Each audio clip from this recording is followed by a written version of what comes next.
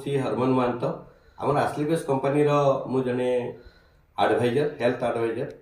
तो आज एमती एक रेजल्ट नहीं आसी जहाँकि जड़े भौणी पाखक सी एक्चुअली कौ थिरे सफर थिले आम से भौणी पाखर आम जाणीनवा। अच्छा भौणी आप ना कौन कहले? सर नमस्कार। नमस्कार। मो ना सुकांति महंत घर पटासी। सर मोर साइटिका प्रोब्लेम होता सर फास्ट साइटिका प्रोब्लेम होगा आगु मोर फास्ट स्टार्टिंग है अंटा बथा। अंटा बथा? आज्ञा अच्छा। तो अंटा बथा कंटिन्यूस मोर सर मासे 2 मास रही गला तापरे से एलोपैथी रे कमिलानी सडनली सर मु बिछाने पड़ी गली 4 मास बिछाने पड़ी गली। अच्छा केते दिन हलानी आपन को साइटिका प्रॉब्लम थिला? सर गत वर्ष मे मास रो मोर साइटिका प्रॉब्लम बाहरची। अच्छा तो सर अच्छा को मेडिकल देथिले आपन? सर मु फास्ट तो एलोपैथी ही खाउतले। अच्छा को मेडिकल देथिले? सर मु तो भुवनेश्वर दे। भुवनेश्वर को मेडिकल ना सर सम की अपोलो की नहीं सर ओसिमी हॉस्पिटल को मते जने गवर्नमेंट हॉस्पिटल ओ गवर्नमेंट माने कलिंग हॉस्पिटल ना हाईटेक हॉस्पिटल सर केउंझर को जने गवर्नमेंट हॉस्पिटल को आस्तिले अच्छा डॉक्टर। अच्छा से प्रेस्क्राइब कर मु सेठी जे भुवनेश्वर गली एमआरआई कला परे मोर बाहला जे स्पाइनल प्रॉब्लम L5S1 दबी देछि सर। अच्छा अच्छा जहाँ पर कि साइटिका लक्षण आइतला। आज्ञा अच्छा केते दिन मेडिसिन खाइतले? एलोपैथी मेडिसिन केते दिन खाइतले? सर एलोपैथी तो सर अंटा बथा जेबेटु बाहरला प्राय तो फेब्रुआरी मासटु मु एलोपैथी कंटिन्यू खाइतली इंजेक्शन नेतली किंतु कमिलानी मु पूरा बिछाने पड़ी गले। अच्छा रिजल्ट तो टोटल मिल नथला?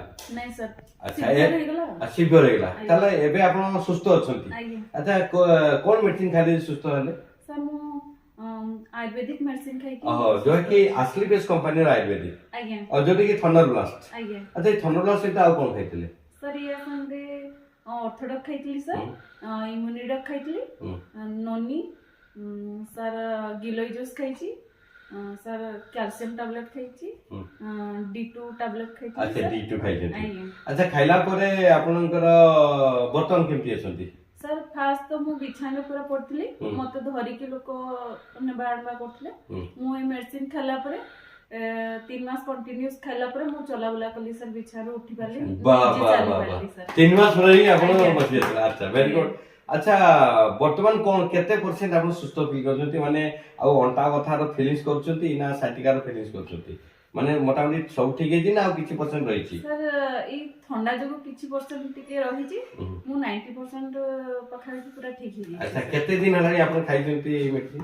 सर ये मेडिसिन तो कंटिन्यू सर फास्ट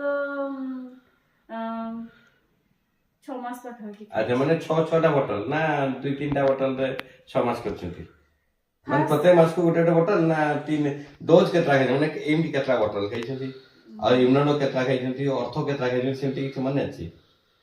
सर मु ऑर्थोडॉक्स और थंडरब्लास्ट कंटिन्यू करची किंतु आर गुडा मजे मजे गैप आज्ञा मजे मजे okay okay thank you so much. तो आज जो ये आश्लीबेस कंपनी रो जो आयुर्वेदिक खाइकिरे आपण सुस्त फील करचंती तो हमर ए समाज पई बा हमर ए देश पई जो रोगी मान को पई कोन मेसेज दबा बे चाहछंती?